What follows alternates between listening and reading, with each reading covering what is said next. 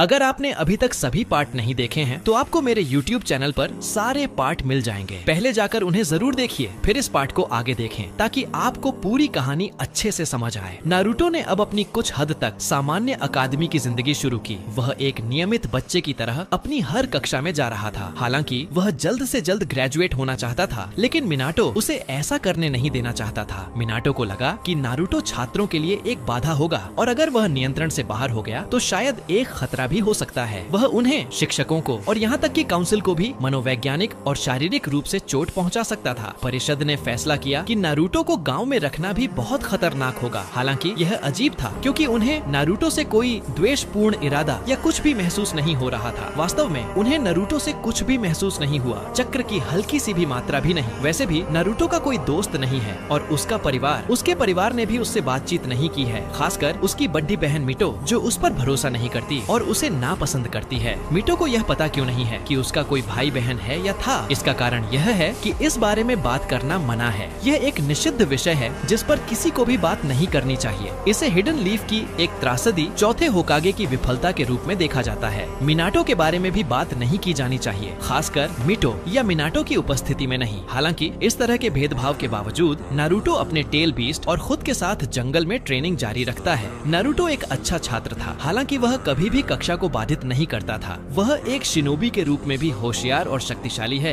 इरुका के लिए लगभग एक उत्तम छात्र। स्कूल के बाद या कभी कभी उससे पहले नारुतो लोगों के प्रशिक्षण को छिपकर देखता था और चूंकि वह अपने चक्र उत्पादन चक्रा आउटपुट को नियंत्रित कर सकता था, वह अदृश्य था, इसलिए वह उन्हें बिना ध्यान दिए देख सकता था कि वह वहाँ भी है। उसे ऊचिहा लड़कों इटाची और शिसुई को देखना पसंद था, लेकिन जुनिन के छात्रों में से एक काकाशी हताके को भी, जिसके पास किसी कारण से शरिंगन भी था। हालांकि जब वह प्रशिक्षण ले रहा था या इसका इस्तेमाल कर रहा था तो यह काफी स्पष्ट था कि काकाशी इसका पूरी तरह से इस्तेमाल नहीं कर सकता था, शायद इसलिए क्योंकि उसके पास कोई प्रशिक्षण नहीं है और खैर वह बिल्कुल भी उचिहा नहीं है। अब स्कूल वर्ष के अंत के करीब नारुतो ने पूछा कि क्या वह गेनिन परीक्षा में भाग ले सकता है, क्योंकि वह पूरी तरह से तैयार है और दुनिया को दिखा सकता है कि वह कितना शक्तिशाली है। शिक्षक अनिच्छुक थे क्योंकि अकादमी जीवन के केवल एक वर्ष के बाद जेनिन परीक्षा पास करने वाला आखिरी व्यक्ति इटाची उचिहा था, जो अद्भुत बच्चों में से एक अद्भुत बच्चा था जिसने सभी को यह मानने पर मजबूर कर दिया कि सामान्य लोगों के लिए यह असंभव है। मानक इतना ऊंचा रखा गया था कि यह अप्राप्य था। हालांकि नारुतो जानता था कि वह इरुका पर भरोसा कर सकता है और जब इस विषय पर चर्चा की गई तो इरुका अचानक सहमत हो गया। इरुका ने ऐसा होने दिया क्योंकि वह अपनी कक्षा में नारुतो को सबसे ज्यादा पसंद करता है, भले ही कोई और न करता हो। इरुका को नारुतो कुछ हद तक पसंद है। हालांकि जब भी नारुतो प्रशिक्षण ले रहा होता था और उसके चेहरे पर कुछ गंभीर भाव होता था तो वह डर जाता था। अन्य अकादमी शिक्षकों या वंश प्रमुखों, क्लैन हेड्स या चौथे होकागे को बताए बिना इरुका ने नारुतो को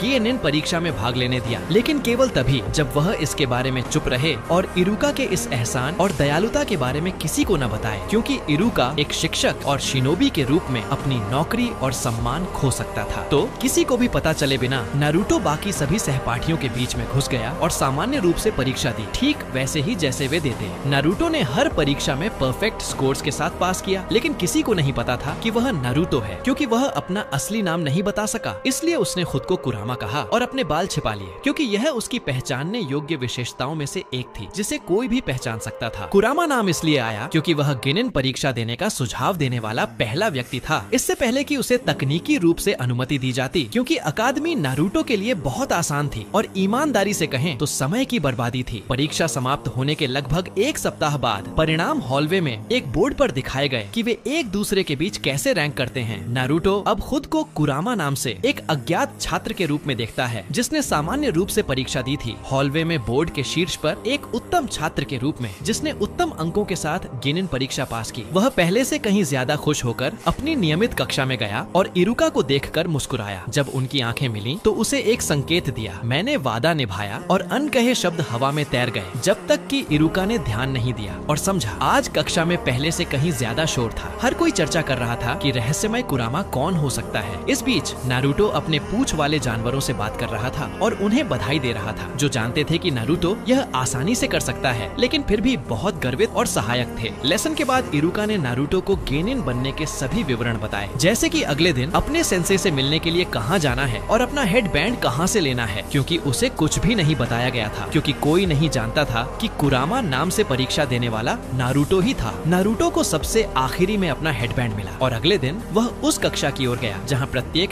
जीनिन टीम को उनका जूनिन सेंसे मिलेगा। इस बीच पूंछ वाले tail beast style clone Naruto की नियमित कक्षा में भाग ले रहा है, कम से कम अभी के लिए, क्योंकि नारुतो के पास करने के लिए बहुत ज्यादा दिलचस्प चीजें हैं। वह अब अपना निंजा जीवन विकसित कर रहा है, कुछ दिलचस्प और मजेदार कर रहा है। वह इंतजार नहीं कर सकता था। कुरेनाई नारुतो की शिक्षक होगी, साथ ही उसके 2 अन्य छात्र भी होंगे जो इस कहानी में मरिन उचिहा है, जिसने 10 साल की उम्र में पहले ही टोमोए शारिंगान को अनलॉक्ड कर लिया है, और मिसू है जो किसी शिनोबी वंश से नहीं है, लेकिन उसने उच्च बुद्धि और युद्ध की रणनीति में महारत हासिल की है। वे सभी ट्रेनिंग ग्राउंड 12 पर मिलते हैं, जहाँ कुरेनाई चाहती थी कि हर कोई अपना परिचय दे ताकि वे एक दूसरे को जान सकें, लेकिन ज्यादातर 2 नए जिन्हें नारुतो में रुचि रखते हैं, जो अब कुरामा के नाम से है। वे सभी एक दूसरे का परिचय देते हैं, और जब नारुतो की बारी आती है तो वह मूल रूप से अपने बारे में कोई जानकारी नहीं देता है। वह अपने वंश या विरासत या अपने लक्ष्यों या ताकत और कमजोरियों के बारे में नहीं बताता है। वह बस कहता है कि वह नारुतो है, सॉरी कुरामा, और वह लगभग 7 साल का है, जो अन्य 2 जीनिन को बहुत हैरान करता है। 7 साल का बच्चा पूरी कक्षा में टॉपर है। कोई ऐसा व्यक्ति जिसने कभी उनकी कक्षा में भाग भी नहीं लिया है 7 साल की उम्र में सबसे ऊपर है। यह सच नहीं हो सकता, यह एक मजाक होना चाहिए। उनके चेहरे पर हैरान भाव थे। वे जारी रहे, यहाँ तक कि कुरेनाई भी बहुत हैरान थी। फिर कुरेनाई बताती है कि अगले दिन उनकी शक्तियों का परीक्षण करने के लिए एक अंतिम परीक्षा होगी, जहाँ उन्हें कुरेनाई पर एक वार करना होगा। अगले दिन नारुतो सबसे पहले वहाँ होता है, फिर कुरेनाई आती है, फिर अन्य 2 गिनिन एक ही समय पर आते हैं। छोटी परीक्षा शुरू होती है। नारुतो बताता है कि उन्हें सर्वोत्तम प्रभावशीलता प्राप्त करने के लिए एक समूह में काम करने की जरूरत है। उन्हें परीक्षा पास करने के लिए एक टीम के रूप में काम करने की जरूरत है, क्योंकि यही इस परीक्षण का सच्चा और एकमात्र लक्ष्य है। अन्य 2 नारुतो का नेतृत्व लेते हैं, क्योंकि उनके पास उस पर अविश्वास करने का कोई कारण नहीं है। वह होशियार और मजबूत लगता है, और ऐसा लगता है कि वह जानता है कि वह क्या कर रहा है, हालांकि वह उनसे बहुत छोटा है जितना उन्होंने सोचा होगा। नारुतो उच्च स्तरीय चुनिन की गति के साथ हाथापाई के वार के लिए जाता है, जो कुरेने को बहुत हैरान करता है और उसे असावधान पकड़ डी एंच लेता है। फिर मरीन उचिहा लड़का मदद के लिए शरिंगन को सक्रिय करता है, और मिसू दूर से हमला पैटर्न चिल्ला रहा था और कभी कभी 2 हाथापाई करने वाले हमलावरों के साथ लड़ रहा था। और केवल 1 मिनट की लड़ाई के बाद कुरेने को जमीन पर पिन कर दिया जाता है। गेनिन टीम को इस परीक्षण का विजेता घोषित किया जाता है। कुरेने नारुतो पर बहुत हैरान थी, न केवल उसकी टीम को एक साथ काम करने और इस परीक्षण के टीम वर्क पहलू का पता लगाने की उसकी क्षमता पर, बल्कि उसके अविश्वसनीय तैजुत्सु कौशल पर भी, जो उसने पहले कभी नहीं देखा था। खासकर उसकी उम्र के लिए यह शायद कहा जा सकता है कि यह माइट गाय से उसकी उम्र में, और यहाँ तक कि उसकी उम्र से भी ज्यादा मजबूत है। और माइट गाय को हिडन लीफ के सभी गांवों में सबसे मजबूत तैजुत्सु लड़ाका माना जाता है, क्योंकि वह उसकी एकमात्र विशेषता है, क्योंकि वह वास्तव में किसी भी प्रकार के चक्र का उपयोग नहीं कर सकता है। उसका पूरा जीवन तैजुत्सु को समर्पित था। और फिर यह बच्चा है जो शायद उससे मेल खा सकता है, या कम से कम उससे आगे निकल सकता है जब वह पर्याप्त रूप से बड़ा हो जाएगा। कुरेनाई अपनी नई टीम को अपने छात्रों और जीनिन टीम के रूप में लेने से खुश है।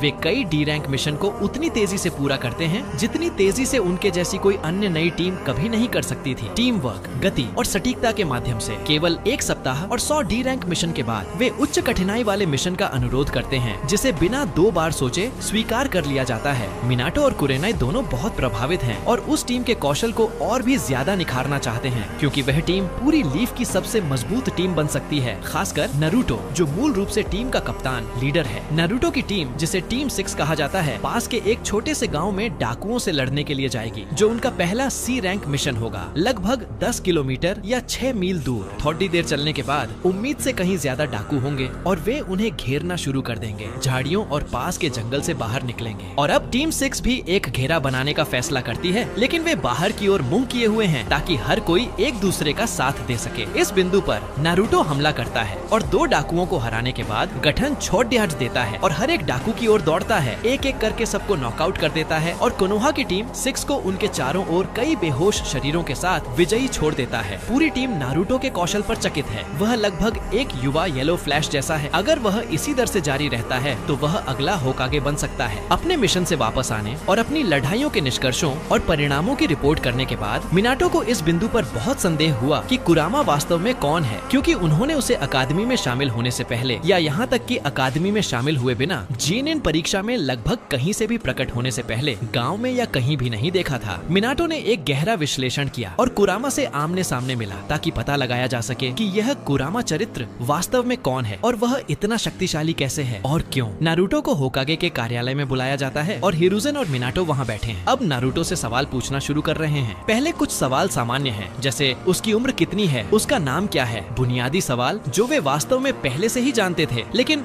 मिनाटो का आखिरी सवाल नारुतो खैर कुरामा को अपने बाल दिखाने के लिए था, जिन्हें वह पहले छिपा रहा था, और खैर अपने असली चक्र और ऑरा को दिखाने के लिए, जो पूरी तरह से अदृश्य था, लगभग जैसे कि वह मौजूद ही नहीं था। नारुतो को इस बिंदु पर पता नहीं था कि क्या करना है, सिवाय उनके अनुरोधों का पालन करने के, क्योंकि खैर सचमुच कोई और विकल्प नहीं था। वह बस बहुत ज्यादा संदिग्ध हो जाता। तो उसने किया, उसने सबसे पहले अपनी चाक्रा सिग्नेचर को छिपाना बंद कर दिया और होकागे हैरान रह गए। वह मिनाटो का बच्चा था, नारुतो नामिकाजे। नारुतो, मिनाटो ने थोड़ा डरते हुए पूछा। उसके दिमाग में विचार दौड़ रहे थे। वह इतना शक्तिशाली कैसे बन गया? कैसे वह बिना किसी को पता चले गेनिन कैसे बन गया? और क्या वह अकादमी में उसी समय नहीं था? क्या चल रहा है? यह मैं हूँ, तुम्हारा बेटा नारुतो। नारुतो ने जवाब दिया। भले ही नारुतो अब खुद को मिनाटो या कुशिना का बेटा नहीं मानता था, उनके परिवार और मूल रूप से गांव से बाहर निकाले जाने और मरने के लिए मौत के जंगल में छोड़ दिए जाने के बाद, खैर वह अब उसका परिवार नहीं है। उसका असली परिवार और दोस्त पूंछ वाले जानवर हैं, जो हमेशा उसके प्रति दयालु रहे हैं, और यहाँ तक कि जब वह बच्चा था तब उसकी जान भी बचाई थी, और उन्होंने उसे ऐसी चीजें सिखाई और बताई जो कोई और नहीं कर सकता था। मुझे यह करना पड़ा, कोई और विकल्प नहीं था। तुम सुरक्षित नहीं हो और तुम कभी भी किसी के आसपास सुरक्षित नहीं रहोगे। तुम लगभग अपनी माँ को स्थायी मनोवैज्ञानिक नुकसान पहुँचा चुके थे। तुम एक राक्षस हो और मेरे पास तुमसे कहने के लिए और कुछ नहीं है। ये सुनकर नारुतो एक तेज छलांग में खिड़की से कूद गया और सड़कों पर गायब होता हुआ प्रतीत हुआ। नारुतो ने अपने भूमिगत बेस बंकर से अपने लिए महत्वपूर्ण चीजें ले ली और गांव के अंदर चीजों पर नजर रखने के लिए अपने कुछ क्लोन छोड़ दिए। गांव अब उसके या उसके पूंछ वाले जानवरों के लिए सुरक्षित नहीं था और इसलिए नारुतो चला गया। उसने अपने गांव को छोड़ दिया। उसने कोनोहा को अपने लिए एक बेहतर जगह की तलाश में छोड़ दिया और निश्चित रूप से अपने जिनचुरिकी और पूंछ वाले जानवर के लिए एक बेहतर जगह। वह अब जंगल से भाग रहा था बिना किसी स्पष्ट लक्ष्य के। मटातबी दूसरी पूंछ वाले ने नारुतो से बात की और कहा कि हिडन क्लाउड के अंदर दूसरी पूंछ जिनचुरिकी के साथ साथ एक और है, 8 पूंछ ग्यूकी ऑक्टोपस जैसा कि कुछ अन्य पूंछ वाले जानवर उसे संदर्भित करते थे। वे दोनों शायद नारुतो का स्वागत करेंगे और यहाँ तक कि रैकेज हिडन क्लाउड का नेता भी शायद उसका स्वागत करेगा, क्योंकि वे दोनों मिनाटो के दुश्मन हैं। तो नारुतो अब अपने रास्ते पर था और केवल लगभग 3 घंटे के बाद वह हिडन क्लाउड पहुँच गया। पहले से ही देर शाम हो चुकी थी और सूरज डूबना शुरू हो रहा था, इसलिए वह तुरंत रैकेज के कार्यालय की ओर भागा, जहाँ वह दिन का काम खत्म करने वाला था जब नारुतो कमरे में घुस गया। क्या आप मेरी मदद कर सकते हैं? क्या? कौन हो तुम और तुम यहाँ इतनी तेजी से कैसे आए? क्या हो तुम? बहुत सारे सवाल। जो भी हो, क्या मैं यहाँ कुछ समय के लिए रह सकता हूँ? कृपया। अगर आप चाहें तो मैं मिशन भी कर सकता हूँ या कुछ और, नारुतो ने कहा। खैर, हम और मिशन करने वाले किसी व्यक्ति की सराहना करेंगे, लेकिन तुम कौन हो? तुरंत समझाओ। ठीक है, मैं नारुतो हूँ। दुख की बात है कि मिनाटो का जन्म हुआ, और जब उसने यह कहा तो रैकेज चौंक गया। मिनाटो, नहीं, शांत हो जाओ। मैं उसे उतना ही नफरत करता हूँ जितना तुम करते हो। असल में उसने मुझे अपने परिवार से और मूल रूप से वंश से भी बाहर निकाल दिया। खैर, उसने मुझे मरने के लिए छोड़ दिया। उसने मुझे गांव के बाहर छोड़ दिया। वास्तव में गांव के बाहर नहीं, बल्कि मौत के जंगल में। तुम शायद परिचित होगे। ओह, मैं समझ गया। और तुम्हें क्या लगता है कि तुम यहाँ रह सकते हो? खैर, तुम्हारे पास 2 अन्य जिनचुरिकी हैं, है ना? तुम्हारे अन्य जिनचुरिकी से क्या मतलब है? खैर, मेरे जिनचुरिकी के 2 9 पूंछों में से, क्योंकि नारुतो तकनीकी रूप से जिसका जिनचुरिकी था। मैं समझ गया। और तुम यहाँ रहना चाहते हो? हाँ, अगर यह तुम्हें ठीक लगे। ठीक है, मुझे इस पर विचार करना होगा, लेकिन अभी के लिए तुम एक झोपड़ी ले सकते हो। हालांकि यह थोड़ा एकांत है, इसलिए मुझे इसके लिए खेद है, लेकिन तुम वहाँ सो सकते हो। मेरा एक एनबीयू तुम्हें यह दिखाएगा। कृपया झोपड़ी से बाहर मत निकलना, नहीं तो हमें तुम पर संदेह होगा। हम कल सुबह तुम्हें लेने आएंगे। तब तक मिलते हैं। अलविदा। और इसके साथ ही उनके रास्ते उतनी ही तेजी से अलग हो गए जितनी तेजी से वे टकराए थे। दोस्तों, अगर आपको ये वीडियो पसंद आया हो तो नीचे हाइप बटन दबाना मत भूलो। अगर वीडियो को लाइक और शेयर करना बिल्कुल मत भूलिएगा। और हाँ, आने वाला पार्ट मिस न हो, इसके लिए चैनल को सब्सक्राइब जरूर कीजिए। आपका प्यार और सपोर्ट ही हमें और भी रोमांचक कहानियाँ लाने की ताकत देता है। यहीं पर इस वीडियो को खत्म करते हैं। मिलते हैं अगले पार्ट में। Everybody knows that I'm breaking down. Everybody knows I ain't faking now. Everybody knows my heart's vacant now. Yeah, she hates me now, I made mistakes but now I don't ever wanna be alone. I don't really ever feel at home. On my own, in the zone, that's the only way I know.